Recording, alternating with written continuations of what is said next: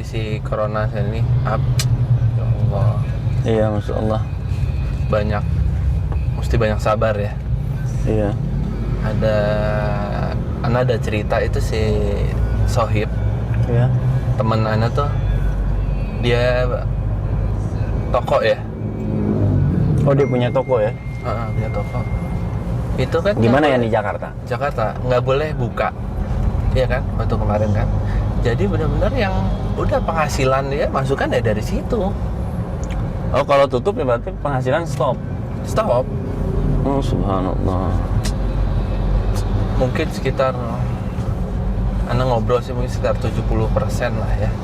Ada sekitar 70-80% itu kondisinya Berkurang ya? berkurang. Dari biasanya. Iya. Kita mesti banyak-banyak sabar ya. Iya, dalam Masya Allah nih musibah COVID-19 nih ya, Corona. Bukan hanya di Indonesia aja ya, seluruh dunia. Iya. Dan kalau kita baca-baca juga ya, itu hampir segala sisi itu kena. Iya, maksudnya musibah ini gitu, mau yang kaya, yang miskin, semuanya kena. Subhanallah. Zaman Nah, Rasulullah ada nggak? zaman Rasulullah SAW ya. Salam. Jadi kita sebelum ke arah zaman Rasulullah ya, nah. Tadi kan kata ente kita nih harus sabar. Iya. Dalam menyikapi ya musibah yang terbilang cukup mengerikan dan cukup besar ini ya. Iya. Bahkan kematiannya udah sampai berapa ratus ribu orang. Yang kena korbannya ya, yang sudah positif sudah sampai jutaan ya sekarang. Nah, kita menyikapi hal tersebut baik dari segi penyakitnya, ya na'udzubillah, mudah-mudahan kita terhindar ya. Jadi kita harus sabar. Nah, bagi yang tidak kena, usahanya atau aktivitasnya yang tertahan karena musibah ini, itu pun juga harus sabar. Karena para ulama yang menyebutkan ya, tentang masalah sabar ini itu ada 3 macam ya. Jadi sabar dalam hal kita menjalankan ketaatan kepada Allah. Ya, jadi kalau kita menjalankan sholat, kita menjalankan puasa, pokoknya ibadah-ibadah yang Allah perintahkan itu kita harus sabar ya. Contohnya ya, yang mudahnya kalau kita lagi ibadah umroh, pas kita tawaf sa'i kan berdesak-desakan tuh. Iya. Ya. Iya. Nah, itu kan kita harus sabar. Kalau nggak sabar kita bisa main sikat-sikatan kiri. Iya. Gahar dong. Gahar, tofsan ya. Iya. Tofsan, kesal, segala macam. Bukan itu aja ya, sabar dalam ketaatan juga pas kita sa'i kan jauh. Capeknya. Berapa kilo itu kita selesaikan 7 putaran ya, itu kita berapa banyak. Nah, itu kita harus sabar. Kalau nggak sabar nggak bisa kita selesaikan itu. Nggak dikerjain ya. Nggak dikerjain karena capek, betis pegal segala macam ya bos ya. Jadi kita harus sabar semua. Kemudian yang kedua yang bukan hanya ketaatan saja, dalam menjauhi maksiat juga kita harus sabar. Karena kan maksiat tuh harus sabar juga masuknya ya. iya, maksiat ini kan udah temenan lah, dia sohiban sama hawa nafsu. Nah, kalau sudah hawa nafsu berarti yang enak-enak ya. Namanya maksiat dan dosa itu di kasat mata nikmat semuanya. Nauzubillah, zina, minum-minuman keras dan segala macamnya. Ya, pergaulan bebas dan yang lainnya. Nah, untuk menjauhi itu harus dengan kesabaran karena kita bergulat melawan hawa nafsu. Dan yang ketiga, nah ini yang masuk ke dalam kasus-kasus yang sekarang, khususnya seperti yang ente ceritain tadi, teman itu sabar atas takdir baik dan buruk gitu ya.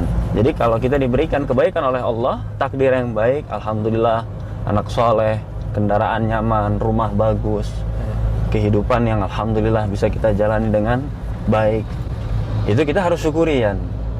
Kalau diberikan yang buruk oleh Allah Subhanahu wa Ta'ala, salah satu contohnya kena wabah ya di dunia ini, nah itu kita harus tetap bersabar menjalaninya gitu bos. Nah, di zaman Rasulullah SAW ya, wabah ada ya, cuman tentunya para sahabat dan tentunya Nabi yang sangat kita cintai ya, Rasulullah SAW, itu sudah dijamin dengan kesabarannya ya. Nah, cuman dari segi sabarnya ada kisah yang bisa memotivasi kita lah. Ada kisah ya, biar makin seru ya. Ada kisahnya. Jadi kita insya Allah ya, salah satu hikmah kita mempelajari tarikh sejarah-sejarah Islam ya, apalagi para sahabat yang mulia, ini untuk semakin kita termotivasi menjalankan amalan-amalan yang dijalani oleh para orang-orang terdahulu yang mulia ya. Jadi kita kalau mau lalai atau apa namanya acuh ya, nggak jalanin amalan tersebut, teringat dengan kisahnya apalagi seru ya, menggugah gitulah. Kita jadi wah sayang ya kalau kita tinggalin gitu ya. Jadi gini ya kisahnya ya, tentang masalah kesabaran ya, yang dialami oleh orang-orang yang mulia, sahabat dan sahabiah, yaitu satu pasangan ya, Ummu Sulaim dan Abu Talha. Nah, suatu ketika ya, Abu Talha ini dia pergi ya dari rumahnya, meninggalkan istrinya itu Ummu Sulaim dan anaknya. Ummu Sulaim? Iya. Ummu Sulaim berarti ibunya Istri. Sulaim. Si anaknya namanya Sulaim? Iya. Nah, si sahabat ini ya, Abu Talha ini ketika pergi jauh, anaknya qadarullah sakit, jatuh sakit. Anak dari Ummu Sulaim dan Abu Talha. Nah, dengan sakitnya ini qadarullah anak ini meninggal. Iya. Abu Talha nggak ada nih? Abu Talhanya lagi di luar. Nah, singkat cerita ya, ketika sudah beberapa hari Abu Talha ini kembali, Ummu Sulaim tidak langsung mengabarkannya. Bahkan Ummu Sulaim di dalam sebagian riwayat disebutkan yaitu berpesan, jangan sampai ada yang memberitahu kepada Abu Talha bahwa anaknya sudah meninggal. Nanti aku saja yang sampaikan. Kata Ummu Sulaim seperti itu ya. Nah, ketika tiba di rumahnya, ya namanya seorang ayah yang ketika sampai di rumah kan, mana anakku, mana anak kita gitu. Iya nanya. Kata Ummu Sulaim, anak kita dalam keadaan tenang. Setelah itu ya, masuk ke dalam rumah, tidak langsung dikabarkan tentang kejadian anaknya ini sakit kemudian meninggal, enggak. Tapi dia ini, yaitu Ummu Sulaim, menyediakan makanan buat makan malam. Jadi, Masya Allah diservis dulu suaminya. Masya Allah ya. Bisa tapi mukanya nggak kelihatan. Itu orang-orang yang mulia yang sahabiah Nabi Muhammad SAW ya. Nah, kemudian dihidangkan makanan, makan bersama segala macam. Setelah makan nggak dikabarin juga ya sama Ummu Sulaim. Dia masuk ke dalam kamar setelah bersih-bersih tentunya ya. Afwan, sebagaimana suami istri ya, di dalam kamar mereka hubungan karena kan sudah pergi jauh, sudah lama ya nih. Ketika bertemu ya sudah sunatullah lah namanya suami istri, ketika kembali ya maka hubungan seperti biasa. Setelah hubungan ya, baru Ummu Sulaim mengabarkan kepada suaminya ini, itu Abu Talha. Dengan diawali dengan seperti permisalan gitu ya. Bagaimana menurutmu, kata Ummu Sulaim, kalau ada suatu kaum meminjamkan kepada satu keluarga kemudian dia ingin mengambilnya kembali, apakah itu diperbolehkan atau tidak, kata Sulaim. Jadi kasih perisyaratan dulu. Tentunya Abu Talha menjawab apa ya? Iya, kan kalau udah dipinjemin kamu ngambil balik ya boleh kan, gitu. Kemudian barulah setelah itu dikabarkan bahwa anaknya meninggal dengan ucapan, bersabarlah kamu Abu Talha, karena anak kita sudah diambil dengan yang memilikinya, yaitu Allah Subhanahu wa Ta'ala. Karena kan anak ini titipan yang dari Allah Subhanahu wa Ta'ala. Kita diamanati untuk menjaga, mendidik segala macamnya lah ya sampai dia dewasa. Masih amanah ya. Nah, ketika mendengar hal tersebut ya, Abu Talha kaget dia. Abu Talha radhiyallahu anhu kaget. Bagaimana mungkin kamu membiarkan berita ini sedangkan kamu dan aku melakukan sebagaimana hal orang-orang biasa, seperti tidak ada kabar duka gitu ya. Iya.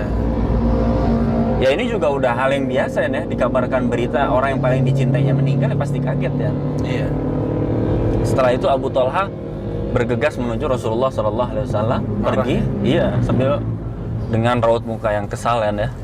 Kemudian pergi ke Rasulullah, menceritakan kejadian bahwa seperti ini, aku pergi jauh kemudian anakku sakit meninggal, tapi aku pas tiba istriku tidak mengabarkan, malah dia memberikan makan, kita berhubungan segala macam, baru setelah itu dia mengabarkan.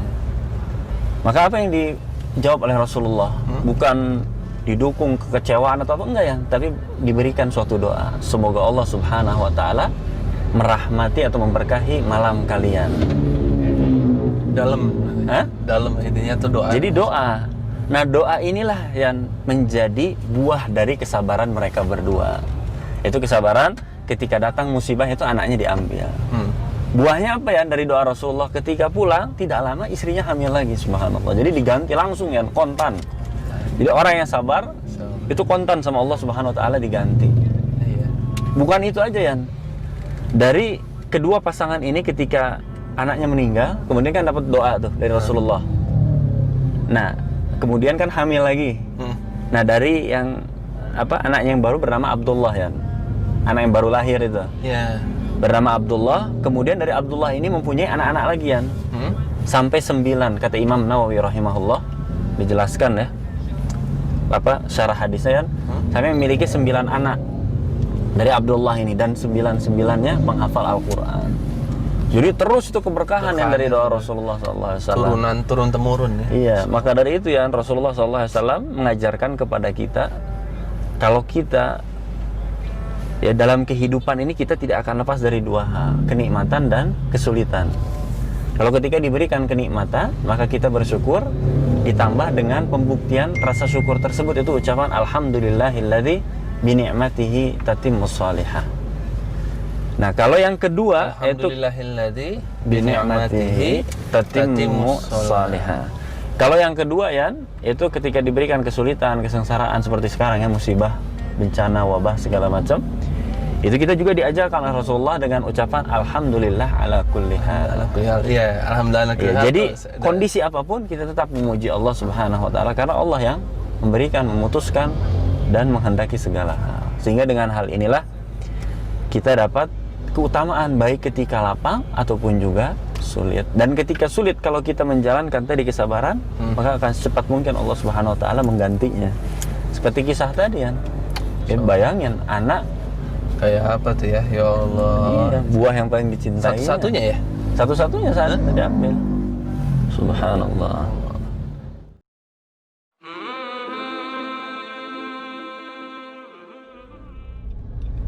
Nah, kita kembali lagi nih Yan. Yang kedua Yan, ini dari sahabat namanya Julaibib radhiyallahu an. Namanya emang agak susah Yan ya. Julaibib. Ada 3 serimpet. Iya, namanya susah tapi orangnya masya Allah ya, mulia sekali. Bahkan dia kalau nanti Yan abis denger, ini orang spesial banget ya dengan Rasulullah SAW. Penasaran.